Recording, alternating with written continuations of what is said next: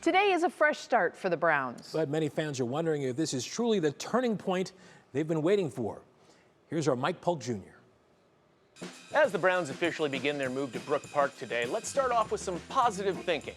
The last time a Browns team left downtown, that team went on to win an NFL championship just a few seasons later, which seemed very fun for them.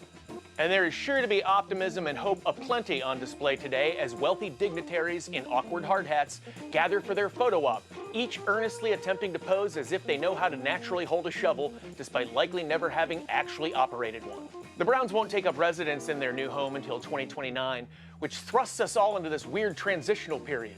For 3 more seasons, we'll be continuing to watch our notoriously frustrating team play their games in the same aging concrete wind tunnel that has been deemed too outdated and uncomfortable to provide an acceptable fan experience, which is why they're moving out of it.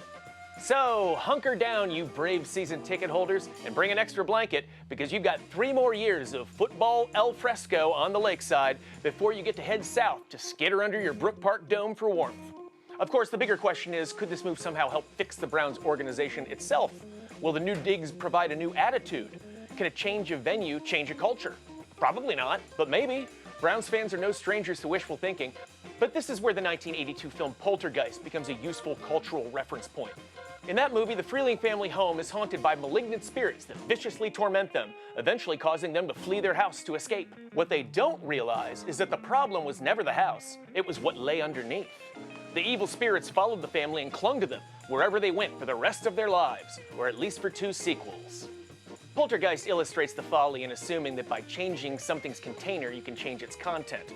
But the container isn't relevant if the essence remains untouched. And that's my fear, folks. What if the Browns themselves are the restless spirits, dragging their history from one location to the next like a cursed heirloom that can't be pawned?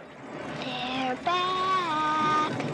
That might sound a bit dramatic, and I recognize that I'm being a bit of a Debbie Downer on a day that is supposed to be about hope and pageantry, but I won't apologize, because my cynicism is inarguably well-earned, based on my long history as a fan of this franchise. We love the symbolism of groundbreakings because they represent the promise of new beginnings, and that's great. I hope the change of venue and perspective serves the Browns well. But no matter where you move or how fancy your new environment is, you can never escape your history, and you'll always have to reckon with your past. Sorry, Cleveland, that's just how trauma works. For the Browns and their fans, here's hoping that today's groundbreaking leads to a better future so that we can all start healing from the past. Good luck to all those currently constructing the cathedral, and go Cavs.